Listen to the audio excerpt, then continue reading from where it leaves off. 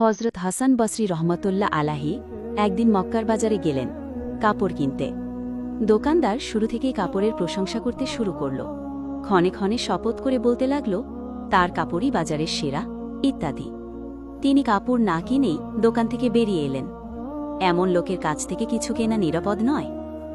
2 বছর পর হাসান বসরি রহমান আবার হজে গেলে সেই দোকানে কাপড় কিনতে গেলেন। অদূরে দাঁড়িয়ে লোকটার দিকে লক্ষ্য রাখলেন। না, আগের মতো প্রশংসা কোনোটাই করছে না। ক্রেতা নিজের পছন্দ মতো কেনাকাটা করছে। হাসান বসরি রহমান এগিয়ে গেলেন। তিনি জানতে চাইলেন, তুমি কি অমুক লোক না? জি।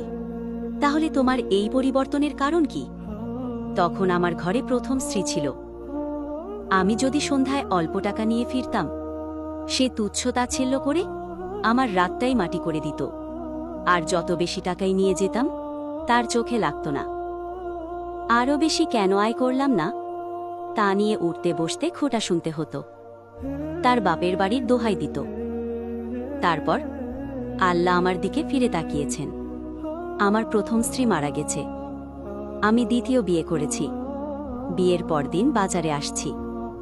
বউ পেছন থেকে আমার জামা টেনে গতিরোধ করে বলল, শুনুন, আল্লাহকে ভয় করে চলবেন, আমাদেরকে হালাল খাওয়াবেন। গুনাহ করে বেশি কামানোর প্রয়োজন নেই। আপনি হালাল পথে কম রোজগার নিয়ে এলেও সেটাকে আমি পরম সমাদরে অনেক বেশি মনে করব। আপনি যদি কিছু না নিয়েই রাতে ফেরেন, সেটাই আল্লাহর ফয়সালা বলে খালি পেটে ঘুমিয়ে পড়ব। তবুও হারামের পথে যাবেন না। মহান আল্লাহ আমাদের হারাম উপার্জন থেকে হেফাজত করুন। সকল পুরুষ ও নারীদের চরিত্রবান হওয়ার, সকল মুসলিম পুরুষকে নেককার স্ত্রী নসিব করুন এবং নারীদের এমন নেক স্ত্রী হওয়ার তৌফিক